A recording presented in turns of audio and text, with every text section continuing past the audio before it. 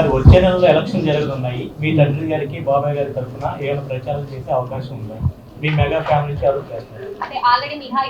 అంటే ఇప్పుడు నేను మా ఫ్యామిలీలో 2-3 కాదు కానీ 60 మంది చాలా మంది ఉన్నారు. డెఫినెట్లీ మా కుటుంబం ఎన్నో సంవత్సరాల నుంచి అందరికీ సపోర్ట్ ఏ విధంగా ఇవ్వగలుగుతాం అన్ని విధాలుగా ఇస్తానే ఉన్నాం. అది ఎప్పుడు కంటిన్యూ అవుతుంది ఆ విషయంగా. ఎందుకంటే మాకు మధ్యన అలాంటి బ్యాలెన్స్ అలాంటి సపోర్ట్ మా పెద్దవాళ్ళ వల్ల మా ఫ్యామిలీలో ఉంది. లాస్ట్ 2019లో కానీ కూడా నాన్నగారు చేసినప్పుడు ఆయన కొడుకుగా లేకపోతే మా బాబాయ్కి కొడుకుగా నేను వచ్చి చేయడం నా వాటెవర్ నా వృత్త సాయం చిన్నది వచ్చి నేను చేశాను. వచ్చి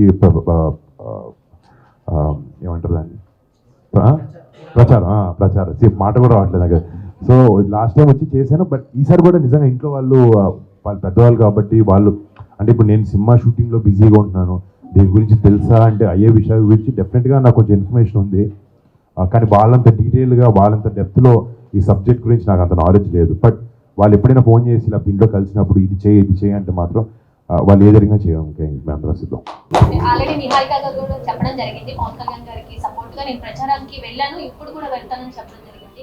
ఇంకా మీకు ఛాన్స్ వస్తే మీరు కూడా డైరెక్ట్ అదే చెప్పాను కదండి, అదే చెప్పాను నాకు. అదే అంటే లాస్ట్ ఇయర్ కూడా నేను వచ్చాను. ఒక 7 రోజుల్లో 8 రోజుల్లో తిరిగాను.